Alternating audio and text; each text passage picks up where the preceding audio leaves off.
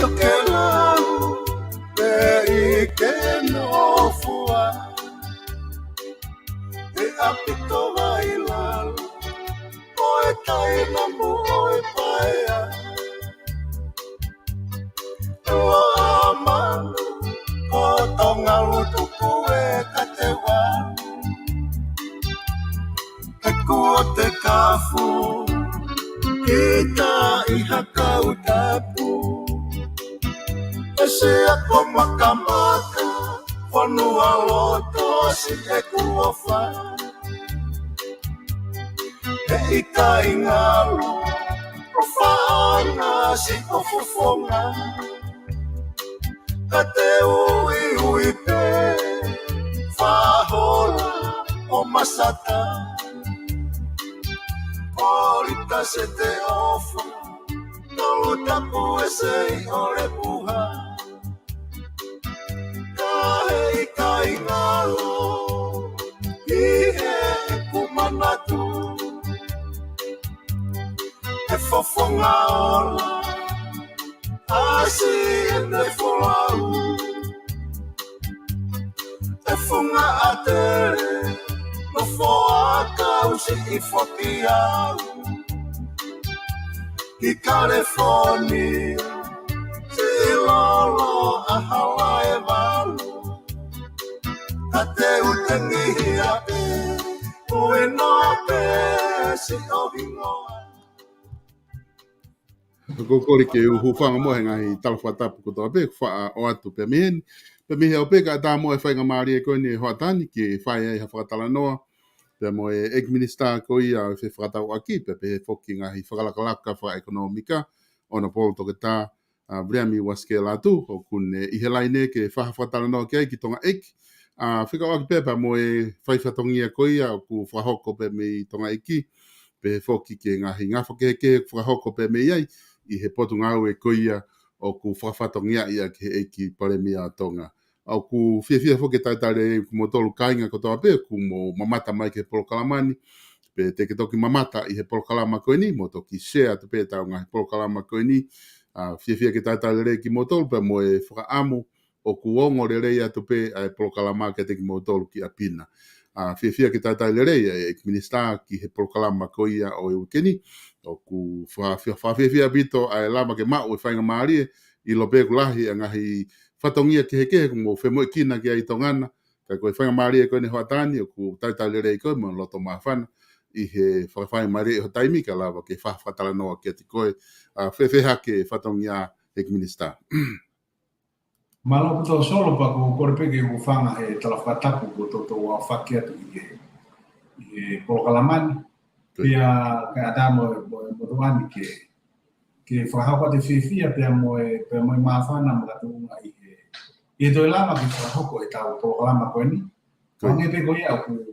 nei whai whi mahino aki ki ai e mei ko tahe mahina ano update atu. Ke mea I hau eiki pia I loke ka kai whanua e bunga koe whahau whatongia e putumau e motuani. I lo pau pe koe whatongia te tonu ki whai e ya ilo pe ka kai fonua me e o wiki e nga ko ko e whatongia e solo ku whakafo pe du e daini mi no tonga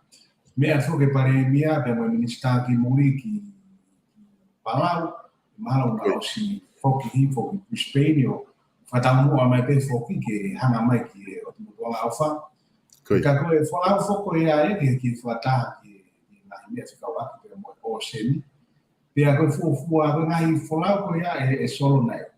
Nei, tau amanake ke whahau koe ngai tau I mua ai nei tu ouan. Hono toloi mai o hei koe ngai whataha ana lalaha. Ai kaua te e minister e whonuan me kau take koe ana. Me tau hono toloi mai o nei a mi he wafi wanoa koe ke whawhataha.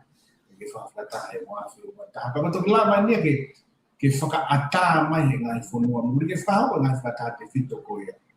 Ai ko mea tua e paremia mau te ore o peito ma ikini ai paremia ore o mo toa o minister ni tika ko tu e fonua o kuki whakangalo ku mai foki e taimimi e solo ai lockdown ni o matu nga pe e ngai statistika ko mau e ko mai mo ui alpe taimi ke to holo hif pa we hange be ngai press conference mo ngai fataanga mo whanongo ai ka whaiongo i mua atu wai pe tu ia wa uia ki pik ke ko tumu ko ne holo i fuen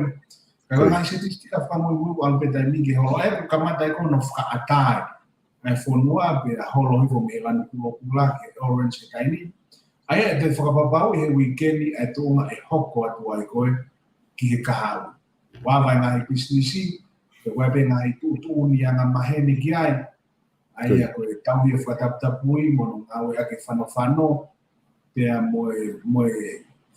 wāmama o ke nofo pe e mita e ua. Te mita taha moe konga, wāmama a toko taha. Pea moe toko taha, e o motonga whakahoko pe ngā ue koe aku. Talaki mai ko mai mo ui e holo pe mo aho fai ko ntimi ke aho e ho fu pe o ku tau mai ne ba pe mo bakapuna ko nga no fa fo mai ko ta ka nga ka i aho abompong ai ko ho ti no fa fo mai ko ka kai ka ko solo ko me ko nga we e ko nga we mo tu andi e fa ta wa mo la fa economica o ku fere mo fa fo no nga i pore hangai mo ia pe ko ta fa ke ni ko e sia la ta i he tu ma ko ia fonua tal pe me fa ta ma ko ia puna mo ma fi pe ha ko mai ni ki fa ta ngai fa ta ta pu ko ia ho ha Allah ya ka business ia fonua i he tu ma ko ko ia e na wa fa business ke he ani fo ki la be ko ki ta ma mata ko ka pe mo ia sector fa economica tu ki mo ai fonua ka ke te ya ka flawe vai fola mai o tu o abu do peta fa kia kuia ha ko mai ko fa ta pui porque te ngai business e ngau pe a kono ki fa ata mo fa ngalo ku mai ko ne tu to ngalere mai ko fo no o ta mo ha fi ka business ai ka fa ngata pe fo ki ko ke ava ngai fa kai ko take away pe ko ngai fa ta fa to ko lai business fa to ko lai o hangi ko market ta mahu ai loto fare ma ke tala ma ko ke mo fu mo yo mi fea e ko ma mo wi ke o ke fitu open air e ko be ngai business o ku ama pe ngai fare ko lo aga pe lai ngai fa tap tap ui ai ko no mo ni ko loto e ka business ku na lo do ke kama ka malama ke lere a economica fo mo ai loto ma to la lo tai ni ai ta ta solo ane be na tala mi ke mo na ko kalama ki mo mo update fai te ngai fa ta ko no ka fai ngo o fai pe ngau e mo to ko ni ana pe a ko amana kia mo loto ke lava o fai to ko ni a ke lai ta ala lava ka fa ngata ngata pe fo ki a i ni fa pa na fo noa pe ni ana pe a pe ke i pe mo to ko ni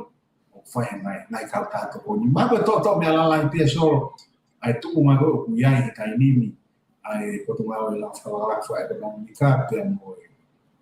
se fa ta wa ki e ne a mai ki ka go e sia la ka fo noa o we sia ta fa economica pe a ku e ho ala hi ki ai ko tu mau e tu ani ka pe ka business o ta pe e sector formal pe na license mo na tolo ma fa business ko ke na necessita pe license ai ko informal sector Mon la hepito ai fatala no ke fai minister be ku tu mahin opito pe ke kainga ka kai fonua ai wesia ko ni fa hoko e covid tahiba ai foku ku hange ko ku ke famatala ki ai alwa o ke tuunga lockdown alwa o ke tuunga o fa fu e potunga mo ui ke peak time ia ko e covid tahiba pe ko holo ni he tai ni mikilalo ko wakai hifo asibe he statistika holo opito ai covid tahiva me i he na statistic fa muy taha ko me ko to taha fini manga o pe ku ke active cases e taini mi to ko la hi apito I recovered ka kai ko na recover pe me he covid tahiva ko ngai ne taha ku fai ke fa ta na i muri ni foki ek minister ko a matore ke tu unga ku o si pe ko alupe ai ho ya over pe sete valu noa ku fa atare vai ta toka nga pe ne mo ui pe mo ha fu go de puke pe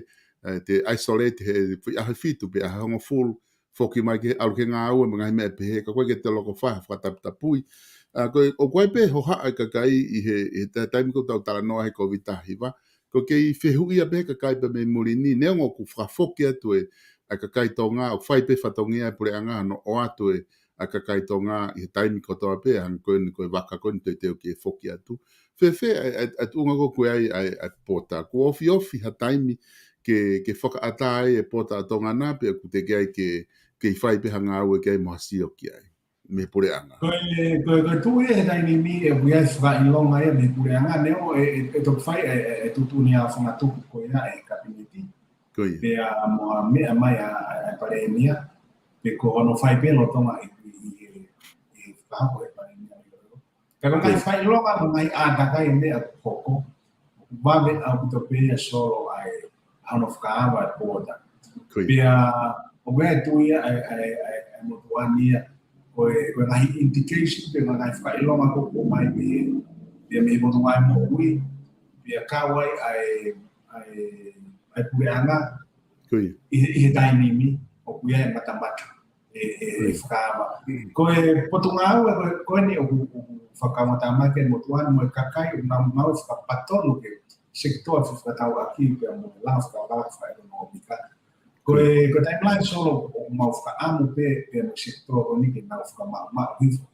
Na vai ko tu aki o na tokua na usio kita na usio pe ke tina tolo. Pia ko me nega ka pisini fokia so vista malere pe na tu la mia mo fu opinado que franga pia mono tu wifo wa e na o varbe ko mahe ha ke pego ko ka tana tu hau ko ka tana pa ama ta scaloto e na wa fai ka ko na wa solo ma wa na mo e se ko ni pero se to ani un ha o faka papau ai tu ma go wi ai fonwa mo ne malava I tu whakapanga mo whakaekonomika ke mo ui pene lava ke ne mai whakaibia e ngai taki ke he o whonua ka koe ne omo e nau omo I ke ua te nau whaarea na tuku a hiki na tuku ka koe loto koe ka o pisinisi mo ka kaisi tua koe una loto ke whenuava ai pōta ai e whakaata na mai pisinisi pe ana e pe tokone e pure anga ia pe mo potungau e motuani ia ki atik na tuku ke whakaibia ai ngai pisinisi e na mateu ko mo na ngai ngaru a fe kau aki ko mo mateu ke tari ko taima ani ko na tokoni e na ai ngai na ki fai hi ngai na fano ka wa pe mo fo ba social distance ma wa ngai fa longa mo ngai stick mo ha wa ngai be o ka wa pe mo fa ki tokoni fa pa ne mo kai ke la ka kono mo ni ko fa amia ko ai ka pisnisia ki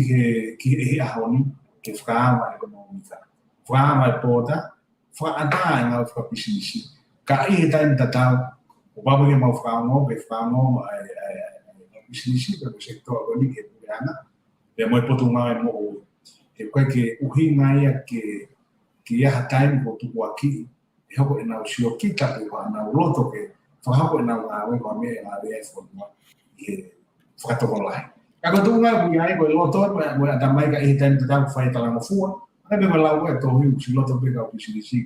ke whakapa ma hu nga ne tala no fu mon la ya pit ko ne tu whakata I di mi e minsta ko mahino foki ke kakai e fonua ko patunga ko na ke ai o ku ai ko ngalahi ai o ku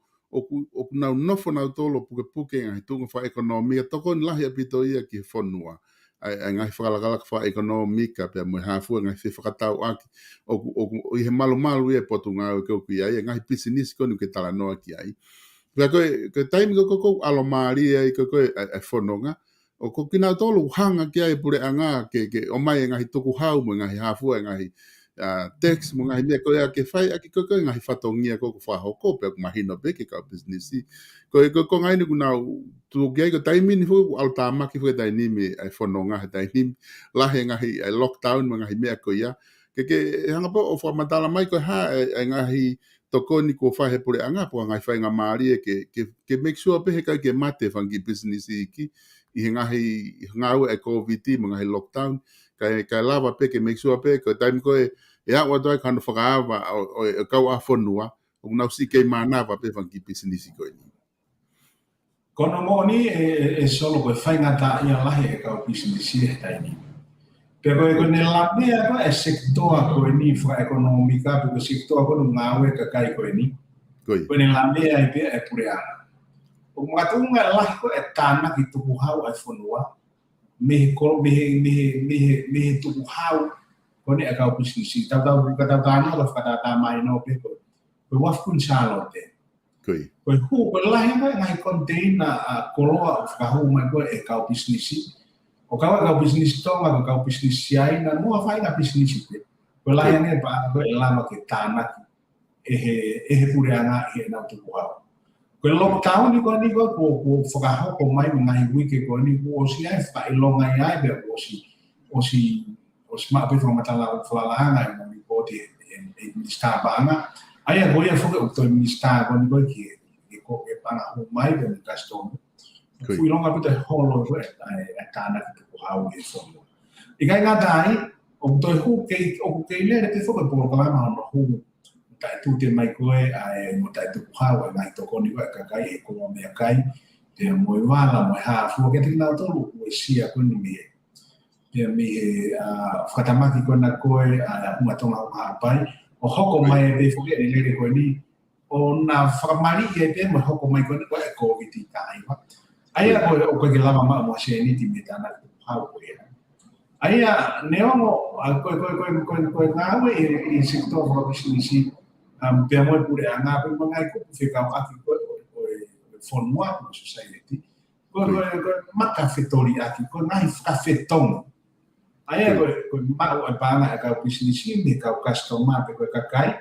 Ko fatangwa e kakai ngai business ko ya. O ni faivia e ngai kolo ko faivia ka business ke na to hu mai ko to la me mu. Ya mo to pure anga ko hu mai ko pe tana ki le mai pure anga ene tuku hau mi e. Ko e tuku hau e ka ngai fa pure anga ko kina to ko ma wa henga. Ko ki ko ngasi pe ya. O tu hau tana ki he pure anga. Aia koe tūma economica koe whanua dai ni mi o horo. O i ka kai ngata ni horo, ka toko si, mo toko lai mo ki mo si ka kai na mau ngāo e ngai business ko ni. Aia ka ngai business whare koloa, ka ngai whare ngāo, o whakatoko si ki nāo tono, ka wau ke tūnga, o i kai ke nāo toi mau ka wahe. Koe whatongia koe pure anga dai ni mi whai koe tokon, i ngai ka wha koe. Aia na e mapo lama ni hau ke tonu lele ko ma to ni ko e reanga pia ko tafa aki ko ni ko e po nga fi kata aki malanga fa economica o ma to kanga e ma to nga business aia ko osilai pia nga kai nga te lai ka kuia i na ure ko ti po nga pa nga ho mai o kuna to tom tu ha ko e na nga fika fa business Pero na ngahi teita fica aqui mo kinado. Ka fai mo fo no moi o na ya vai que ka business lala, ka business sik. Ka to ko ni leva pule anga, e ko ma to ko ni fa ko na apply mai ke na ma pa anga ke fai via kinado, e na ngahi business i kai na tai ko na to apply mai ke lama o ki to ko ni ke na ka nga ko na anga o fa nga we. Aya ko tu ko gitua ko ke te mau hana uva ko nga ko ngai tap pui ko kono moni e sono ke lama e pure anga ke ne haka ka si na fi mau e ta fata ka pa ko va he wike nai ba ngai wa mea mana la pure anga o pa na tiao ki va he ko he wike pe he ka lama pure anga ki fa va he ngai fa ka to mai ai tai mi ko na malo ai ko si ne mai na ya ta me pia mi he mo nga fi ho ko mai mo ko viti e ta di januari fi ko mi ni mai na tol e fa e ka lama pure anga fa ka to ka at least pe wi ai pe ha ki to kon ki ating na to he ku mai no fo ke solo ko to koni e fa ka ho o fa ka ta pe mo i fa pa na pure anga na lama ke tokoni fai tokoni he ka ya ba ai ta fa ke ka fe a ma pe fo ki e so vista e uite de mutia la ka ba ya e ana ia o tuli ana ton kia Koi ia tai ana ko to ma mo to an la ma e mo fa ka fa a pe mo ya tau ilo pita tu ko nga pia na tu lai tanaka ke na loto mai pa ke fa hano whakaanga e na loto mai ma no nga ko na o fe a mo na fe ngata ko me ma ko re e na o whama mau pe a mo mo nga o whakata pe pe mo kure anga he tau mai ani e mala mai ke whakakato ai fie ma ko to ai ko tana no e so o ke ngai business a go go formo secta ai na le sisita pe a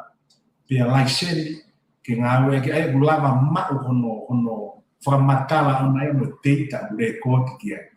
ko ne algo ke informo secta e ngawe fa business Koi. ane ko ka ngoe ke na ufatawa te na koloa ane ko e na ufua fonua ane ko ka toutai ko ka ngawe fa mea ai e fa sector ai o bikai ke le sisita ia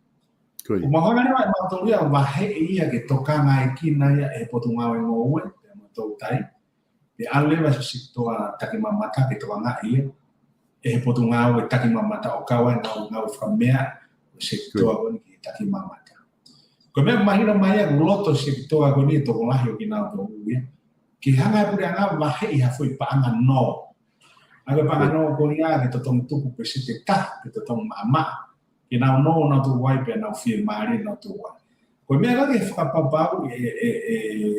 solo ona to lahi ko hai na business fa ta no we we mo hai na to tai hai na ngai fa me ko ta no lo to ko pone lahi o fi na ngai e mo ngai ko ma ko he la be ke tu pa to ta la fi he pong no ta la mai ko ma ngai fai pe kai fu ke la mai ke ilo ane ka to tai na ma ko fa na pe ko kamata mai ko ai uma tonga uma pai o se me la no ma fi fa ta hare va se to ta ma ta ko ya na ka ke ngai ko to ma na nga fa paton no ke ngai business mo ngai mo ka kai te ma fa na ta mai ko ka to tai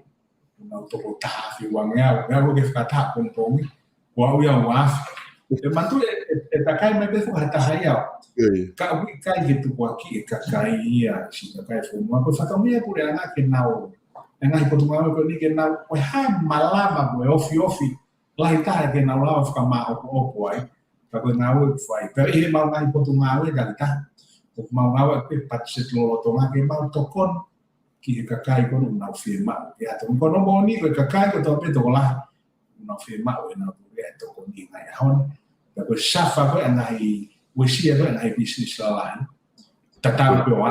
ngai business iki ma ko ki fa mata pe so ke ko ala la hindi to ko ko fa me ko ana Koi. O ku mahina fo ki misla ko patset fo ka fo no to ki fa patset dia la ina sunne ai fo ko e pere me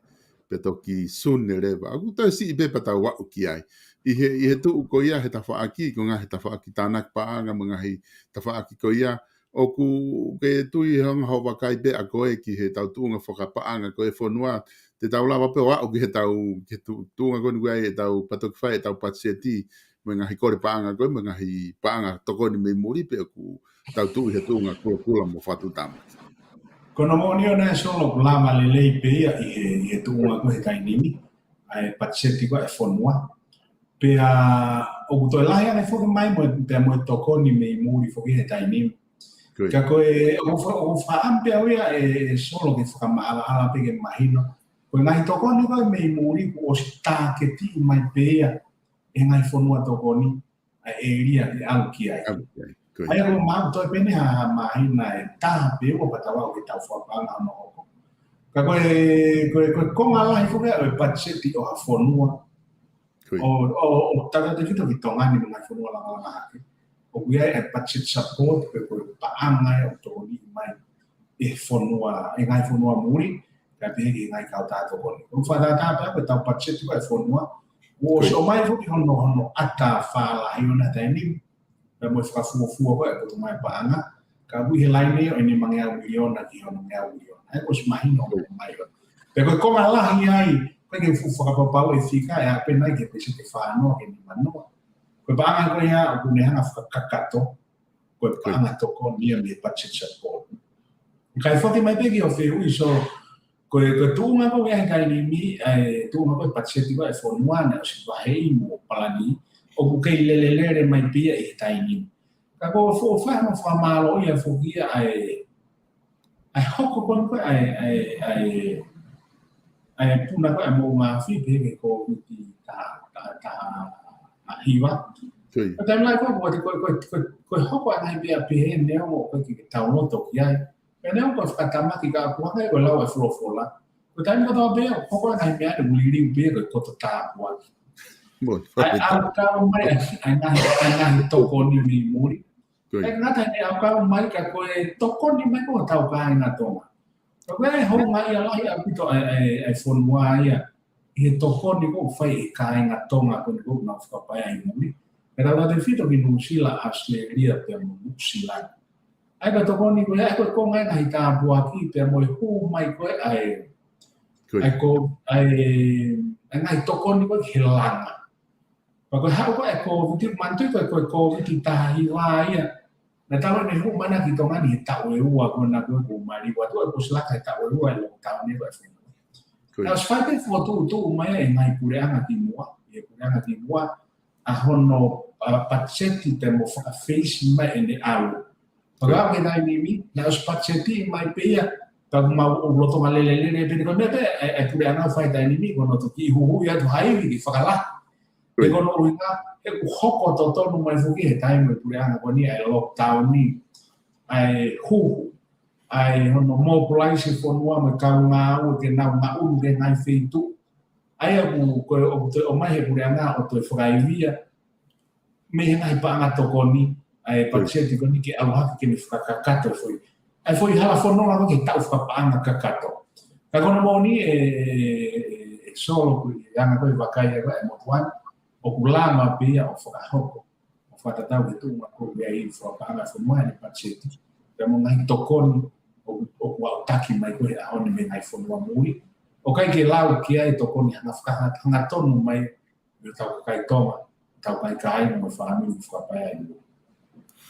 Koi. Ai kone tu fo ke dai ni mi e minista ko mo on la pito ho tala noa ke tu nga fa pa anga pe ku nga pe ku e ke ko ku wakai hifo ke tu nga o ku na ripoti mai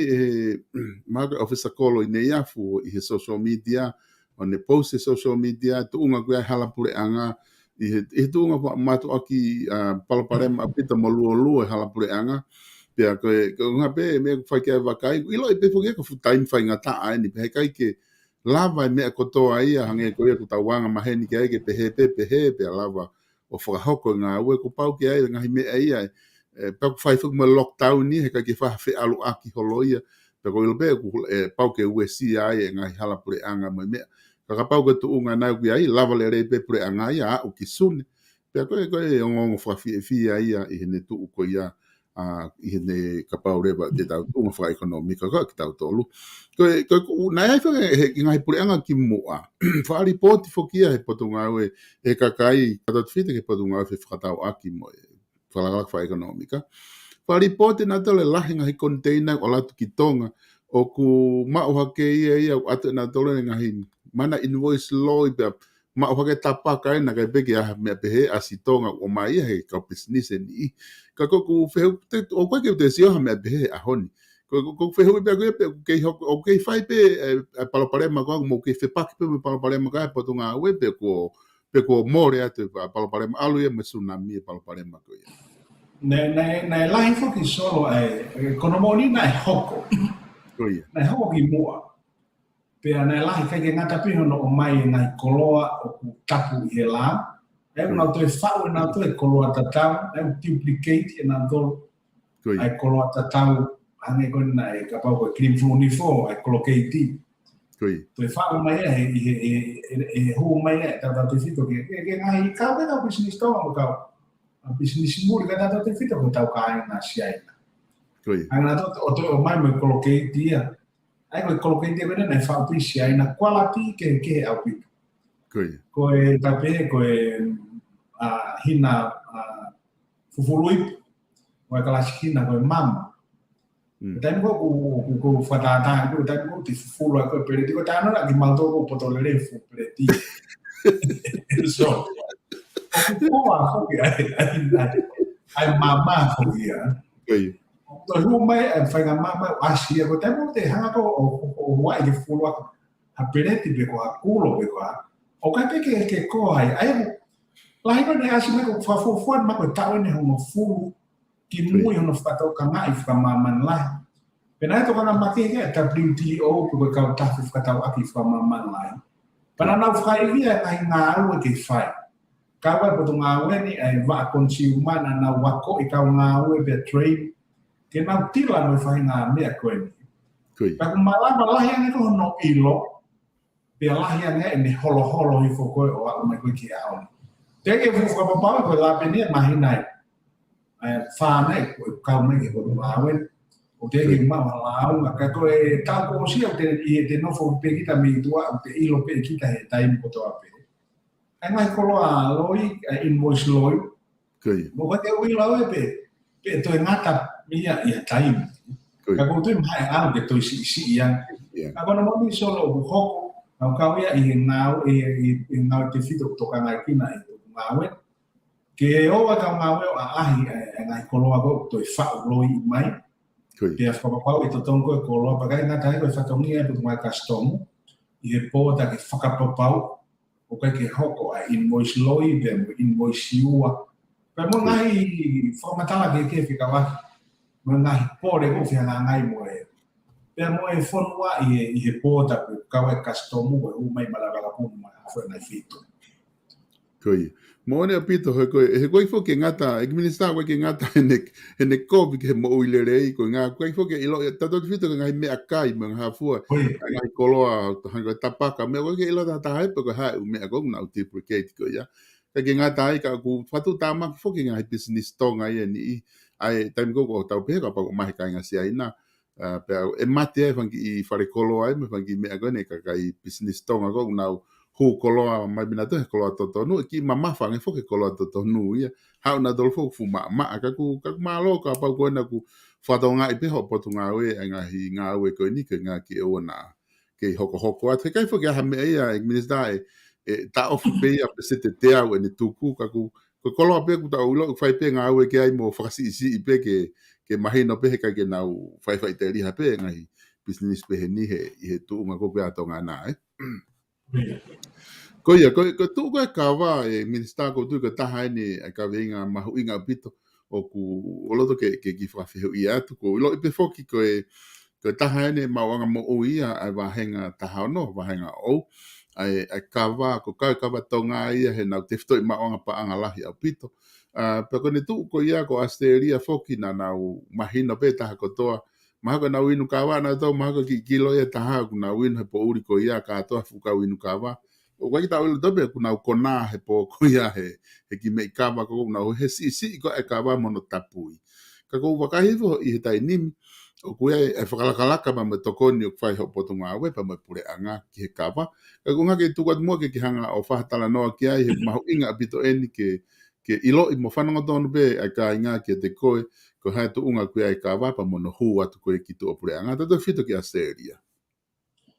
io ko solo ko imagino fu ke kama ko kama i koloa aku hu atu ko ma nga mo ia ai to kola ka kai fonua ta tala no ko ki to kama lai ka aku fa ko fonuan fa ko i wa to kola ko ka to kama la lai fonuan no wa pe ka ke pe mo ewa o ku nga unu mo to nga ta puni ke na to ka wa ka ku we ka lasu na pe ko o san ke wa ka ku o te fa to mai pe ta ne ka ba te le te be hala o i pe pe a lo la ka ko la ka ai to ka ba mi wa ko e fa ma ko mata pa ko ko mo ka ma le fa ma mi asleria e a wa ki ti se ma ta ko si wa fe wa ta na ele ke ko Amerika ya pe mo sila ai ta ngata ko ha pe hala he ka ba te huwa ki ai na ka ke ya no fu ta o fe o na ia e kono ngana open pe mai no fu ke issue asleria kono nga ko palo pare ma ko na pe he na o la no ame o si ko si ai a ka nga tu fonua ko ko ta apo Nella che fa ngata e bene ha we asleria ya o identify kawa ai ko ko ngai ngai ko hinga na o mai ko no tapu be fanga na ta o be una classify na te kala ko drugs pe ko fai to ko na ta ka ko no foi fuka ba mai ko ni na ki kamata asma pe fuka ilonga ia I ta ko si na ko ki ha ko fe mo kilo fa la ba to ta pe a o ni ki ta ni mi ki ha ki alu ki o wa to fuka ta ko na wa kan ki no wa mai ka wa na faya e finga wa ki ka wa ka kai ka export ka kai to ka mo ta ka wa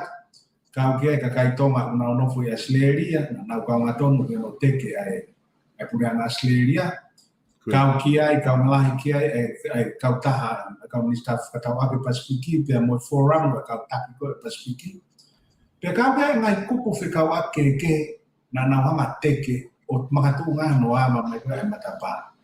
na talo ya mai ka mai e a wa ki o tise ma pa nai le te e un takawa ai a I fonwan pe na pa ki fo tai mi ka mata mai ta uni na ha ha to ma no e a ta off ai ko na winga o pa ke fakakato and I requirements ki ngai firma wa asleria ai a to kuwa e firma wa ka mai ke al ki hu ki ngai supermarket Pia fatalo me ai ko ka na firma o ko ni ai fitu e process ni ai pa ke CV pia pass o ku tu ma fa CV ma pa ke ai mo pa code ai ko pa code ko ya ha ko ngai fo nga fa business ko ani ko no scan ni ke pe ha di dei la ai me fika o aki pe mo e kama nai ingredients nai me o ngai aki mo ha fo Pena teke he po tunga o mo we ke unu ki ai Nai ho hala ni ko tunga ko mo tuani e ko fatata ko me firma no mo Australia ko me no firma me na to le polo ke le polo ani pe tuani ki alwani pe ko fiku ko na hi ai ma pe tika na ke na tapu me na to hakama os process os maavia ke tuki ke ave Aya ko programa fu ni solo pailate ai ko lele me awan wata san wo tise ma wa fi wata o lele ai ke to o si tise ma wa ma to wa fi wato Koi aya ko fa amu le ma ya fa e fi potan ma ko ma ngo ko intention pe ko ta mo e po ma ngo o sa of be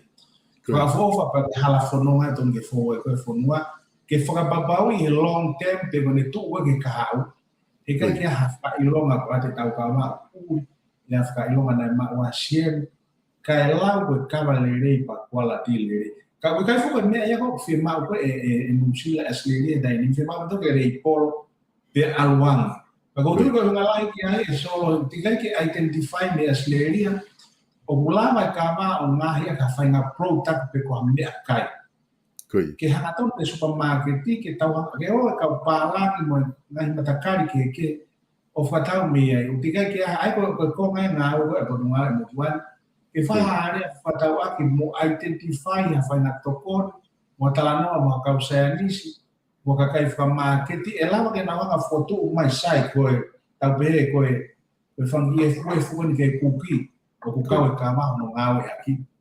Ka koe market e lolo tonga fune tai ni ko hanga tona pe ni su tau kai na mo tau family mo ka na Pacific. O na no ka ba ko I Australia.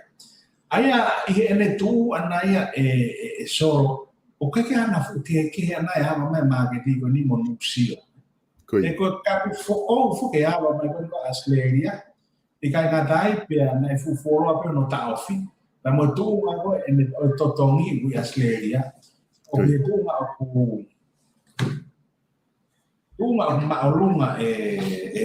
so. O tunga ma'alunga fu e totongi ia. Ka koe whaamu ka pureana ke ki holongu I whai pe ngawe e buru mai ngowe na mau whapasi pe a flaite. I kabineti nai a hoto pure lulu. Whai pe ngawe e buru mai ngowe. Whai pe ngawe ia pe a pe whapapau o ku maa a whitu e ngai prosesi e ngai firma Australia ke ka au whahoko pe kai whakaata e ka mai koe ka kai ke ane taini. Koe me peo firma ue ke whakamahino o ku reiporo ai ko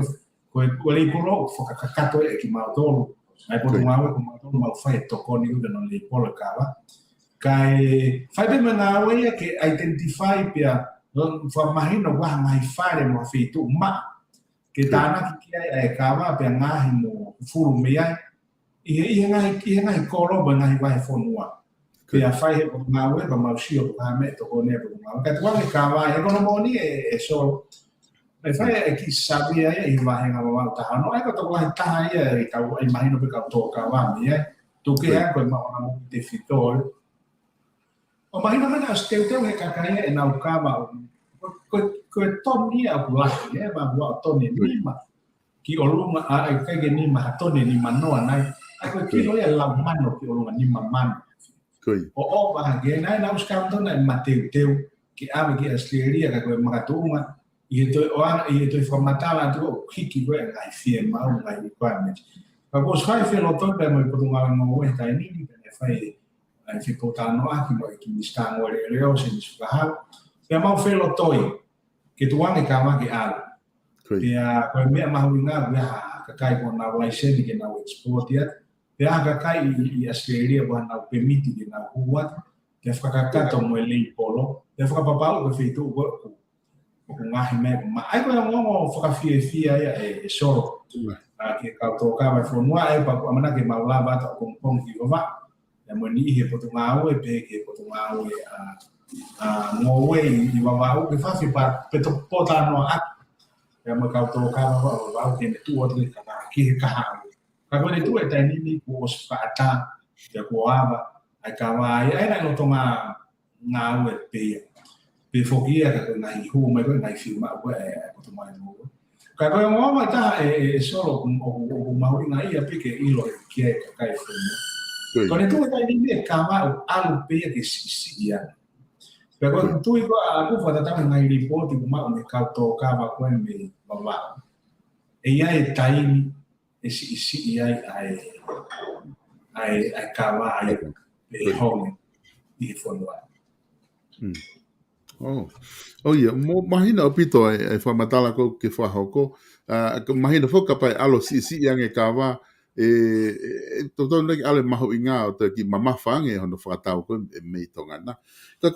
tu unga ko tai ni mi ko ka wa I hono ave ko ni ki to preanga ku mahino pe no silania mo America ki algo ki Australia e ka pa ko to ta ka to ka wa I tu unga ko tai ni mi o si mau ene ka wa ana fa FF ke ave ai ko pau ki alo atu ka ki mo tol ko mo potunga we ki ai hono le polo pe alu le me ai ki fe ia o lava ki ave ko to ta hape ko te ne ave ne kava ki Australia pe ko ave he mo potunga we pe ko hai ku ne ave le kava me ai ki to preanga ko ma tolu e solo ko ma fatongia pe ki to koni na to ki fraka na ile polo anga na ile polo ke na ma pa to koni mo no fa no ke kava ko to na ko no ave ko me ai na to ai ko fu ke ka ta mai ko se na permiti ko na license ko ka export pe to ngani na license e malama ke fuka fo atu ia na to ka ko me ko mai na ko dai ni ko kolo pe fu ke fuka he ka wat ka to ke pick up we e na ka ai na ke fo pe na ala ke license ka tali to ko ta ko ne permit ka to pick up pe na to ma wa fang I fi mo tamba to wa ko ka to ke al pe na ta ke ti pe na to ia ke ave ke mai ka ka tonga ave ke mai sias ave ki ti na to pe te na ma fa ma I he no ka ko fatongia ko e pure ana tai ni ko mau ko tunga we ko a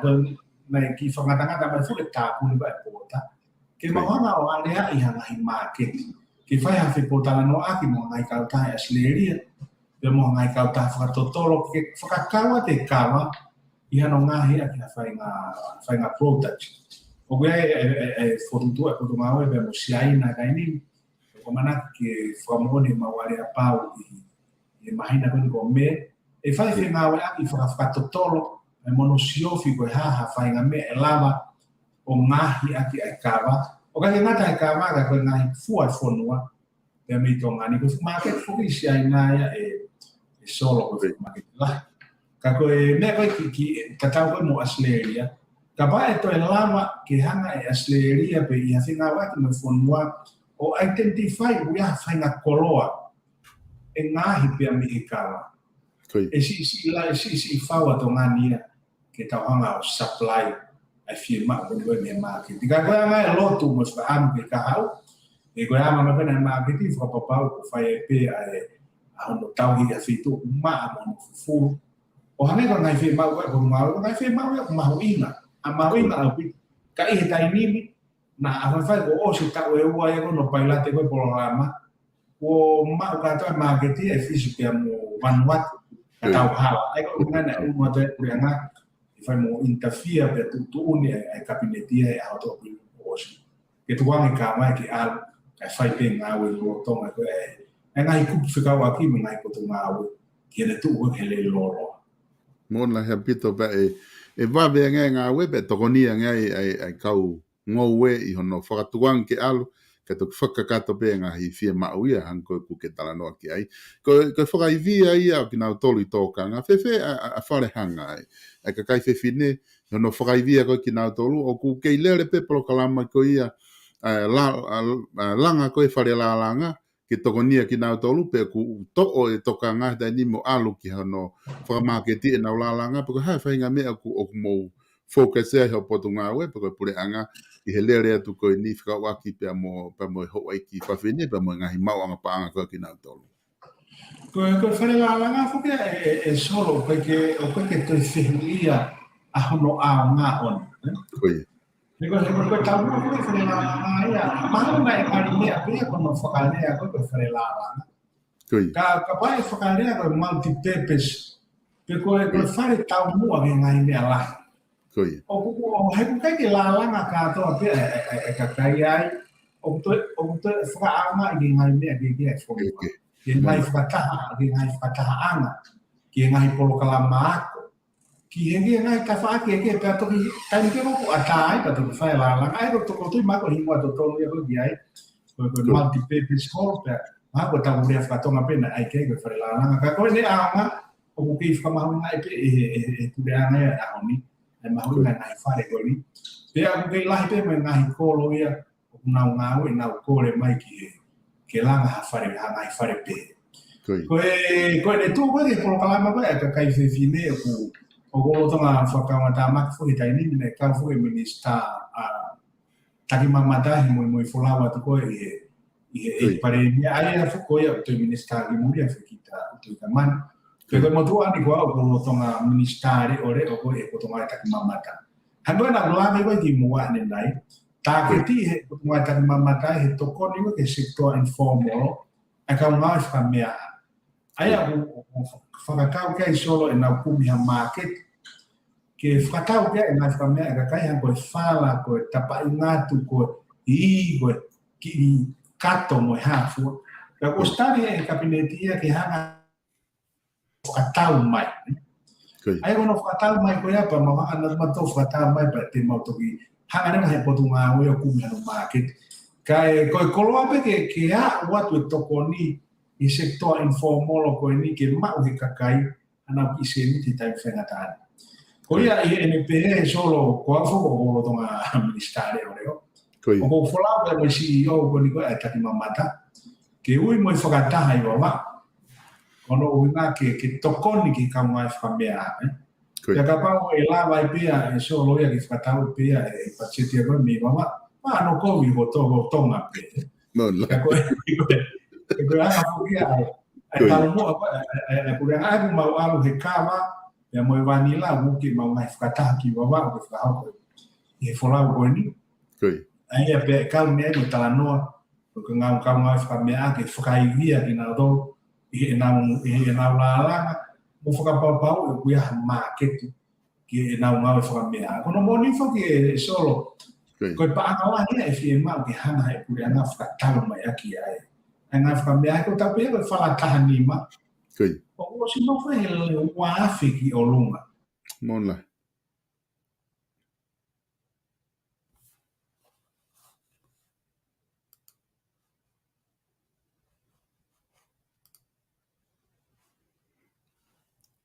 Ko tui mahalo ki holo ai interneti pe mitong ku ki motuhi ai whakatala no ai minister ka ki tuang pe mo ki whai mare na te lava pe ke to ngawelele mai ai interneti ko nga ke lava ke tau hoko atu pe tau tala noa.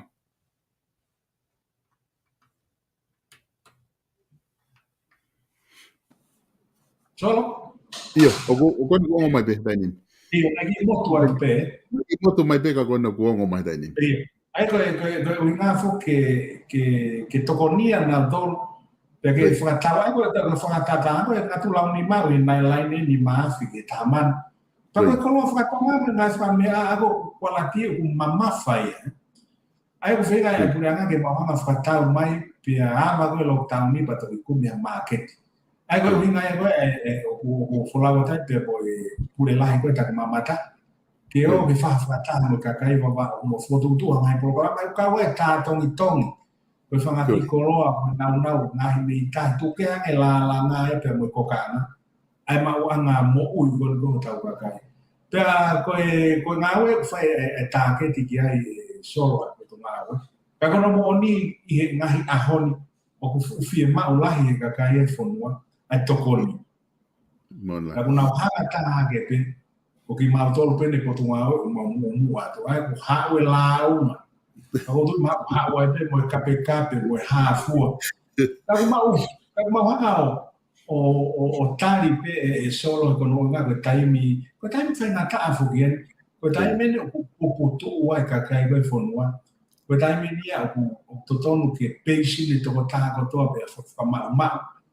ke o va pe ki tu wa ki pe ita ka fufi ma be fai e nga wa ke ta ta pe e mo ni ka ta wi lo fe fa na tu lo pe ta na ta ko la ko ta fa na ta ia ko la ya ni ko e ta pu tu ko la va ya ni ya ke ha ko ai me ke ka ma ko le pe ke ka fo noa ke fai pe fe nga wa ki ta ma ni ya ni pe ko be na ta la ke ki mo ko fo noa to ngani ko fo noa tu mari ka ko me pe wala la ma e pu ya nga Fata pe mo ya manaki pe e a mai pota pe to foki ka kai o foki ke me ana maheni ka ko ne wesia fa lu fua o ka tali pe ta do mo lo to fasita e wesia e ai anso mo ne apito pe ko tu ko futa po aquí a minister ki va la ki ka o fefin ngai fa e ai o ka pa e hoko fo i fata ko ni e osko to na fangi e na ngai la langa ko ia na mo tu ku atu talo hoko ngahi lockdown ngahi uhinga pehe minister wai ki fe uhen ko lo pe me o se ta taimi ka go at pe mo ki ni na lava pe ke ka wa te to ta ko ni ai i he ta prokalama poko ha ho wa kai ke pe ko fiko he me ke ta no me ai pe kai ke ki fe e te pe ke fe u club ka watonga me ani he kai ke lava e pure anga to ko ni ha laiseni anga hi club ka watonga ko i murini ke na o mai ka wa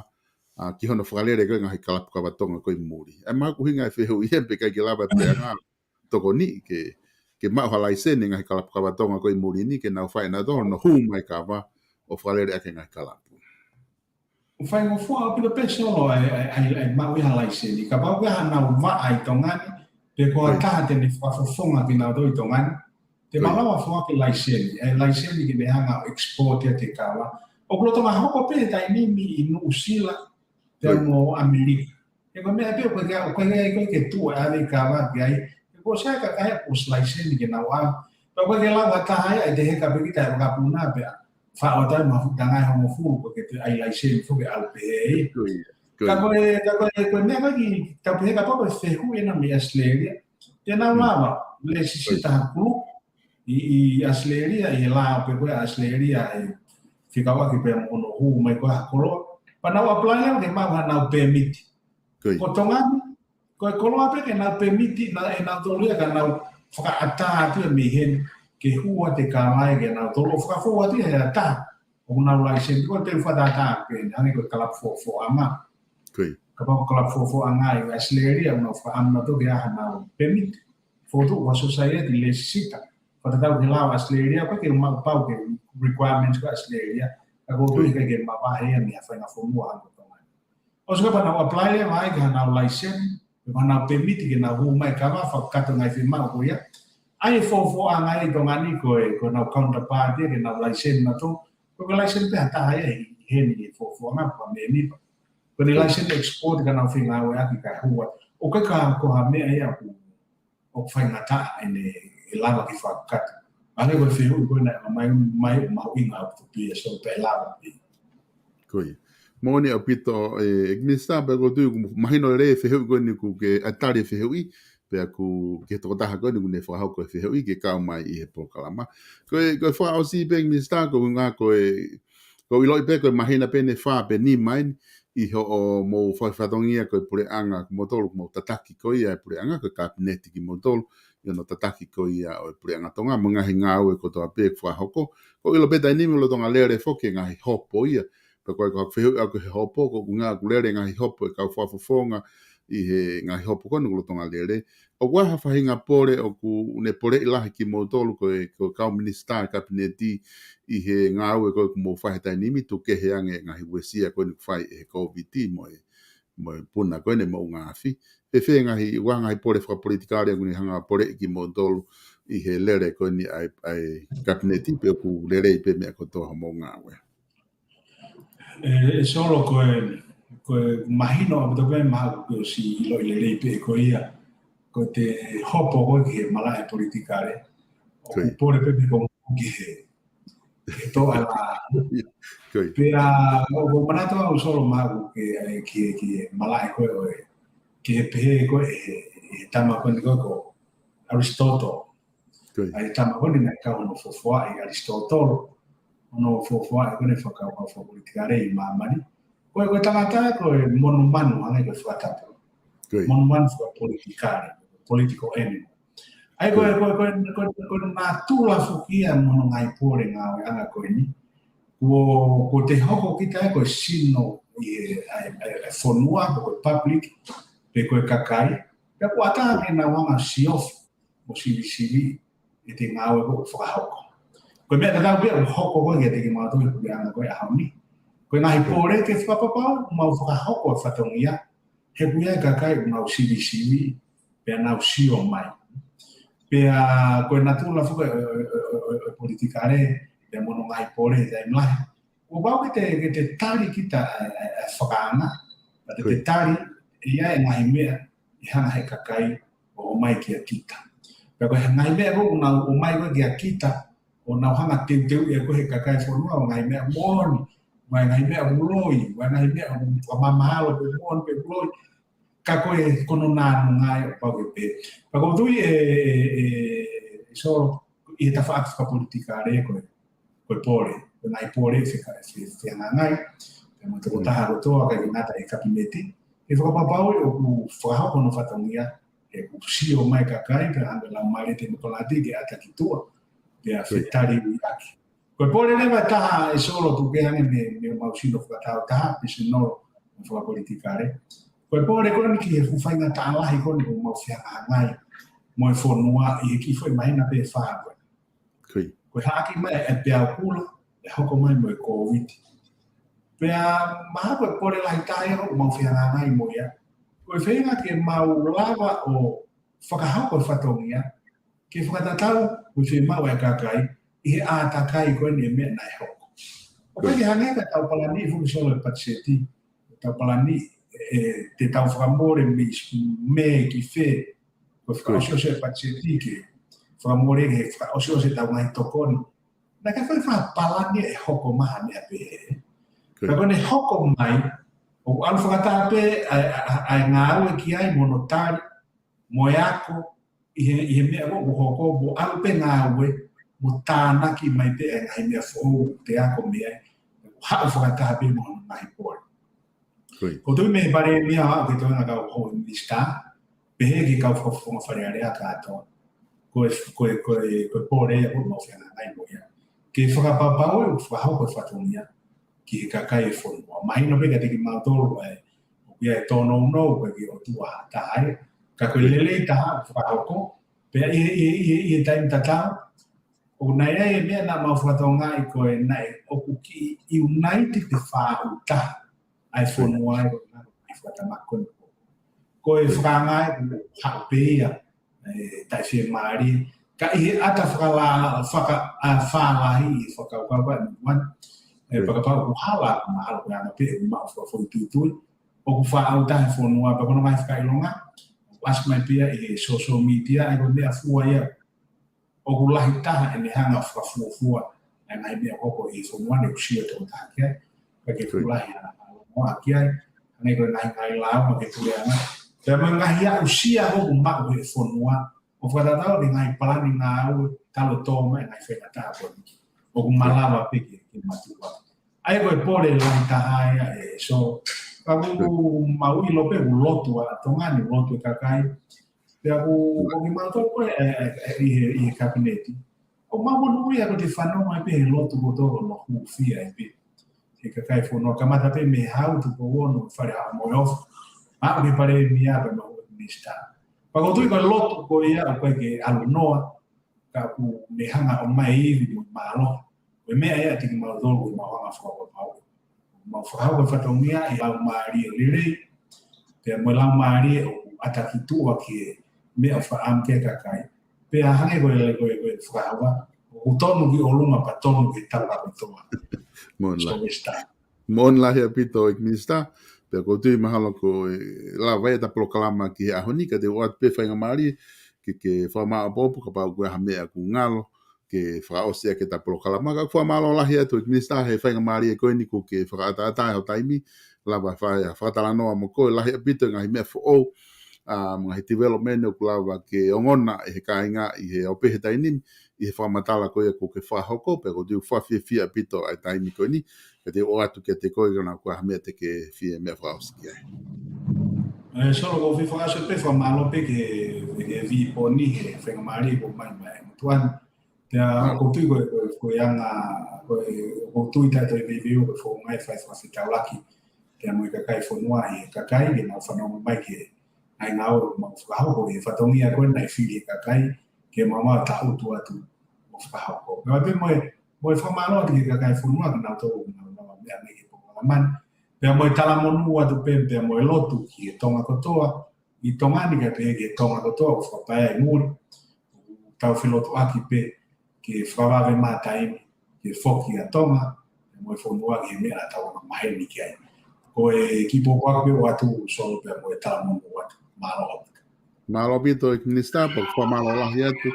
I he lava koia e whainga maari e koia e proklama o e ahoni. Pa malo lahi atu he tuk taimi ko ke whahoko, pa mo tala manu atu ki he whatongi a mamafa ko ia ko ke fuesia, tatau te whito ki he kakai ko toa peo tonga, pe he whoki ki babau tahaono, ai wahenga ko ia ko ke iai. Ko ngā taia ka inga e proklama ko ia ahoni, ko lawa ke whahoko atu pa mo e eki minista,